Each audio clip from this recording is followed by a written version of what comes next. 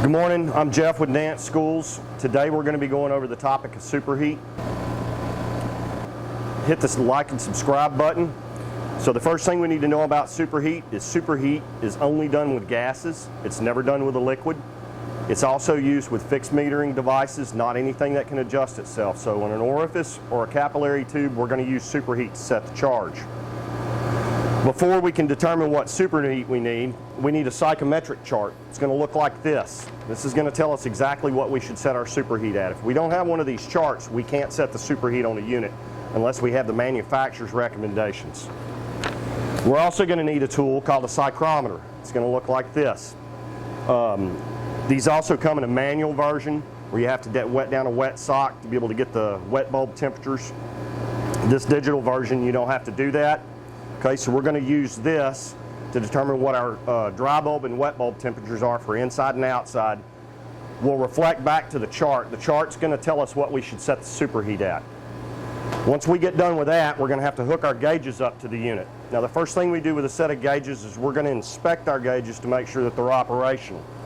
First of all, we're going to look at our gauge face to make sure that the gauges are zeroed out, which I've already checked these today, they are zeroed. The next thing that we're going to do is we're going to inspect our hoses to make sure they don't have any cracks or obvious signs of damage. After we get done with that, we're going to take our gauges and hook them up. First thing we're going to do when we take these off is to look inside the caps and make sure the O-rings are still there. If the O-rings aren't there, we need to get rid of these and replace them. Now you'll notice there is no O-ring inside this cap, so we shouldn't be using it. When you remove these gauges, always make sure to open up the valves on the back of it so we give a chance for that refrigerant that's trapped inside the gauges to escape so we don't cross-contaminate something. Okay, so we're going to unhook our suction side gauge and hook it up first. We're going to use one hand. If we use more than one hand, we're more likely to press the detent and release refrigerant. Next thing we're going to do is hook up our liquid line. So now that we've got our gauges installed, we're going to use a temperature type clamp. And we're going to hook it to our suction line, which is where our vapor is at.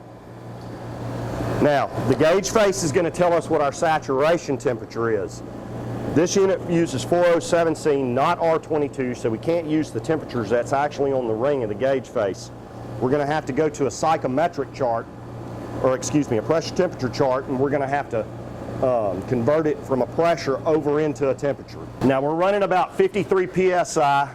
This is R407C, so we'll follow the column down for R407C till we hit that 53 psi. We'll follow it over to the left. That tells us right now our saturation temperature inside the evaporator is running about 34 degrees. So I'm running about 33 on my saturation temperature, which is what I'm pulling off of my gauge face on my suction side. I'm running about 52 degrees on my actual line temp. I'm going to take the saturation temperature and the line temperature, I'm going to subtract the two. That's going to tell me what my superheat is. So right now I'm running about 18 degrees worth of superheat. Okay? This is inside the range that we were looking for. We were looking for about 17 today. So this system is properly charged. At this time, I wouldn't do anything to it. It's about a degree off. Once again, thank you for joining Nance Schools today for this informational video. We'll see you next time.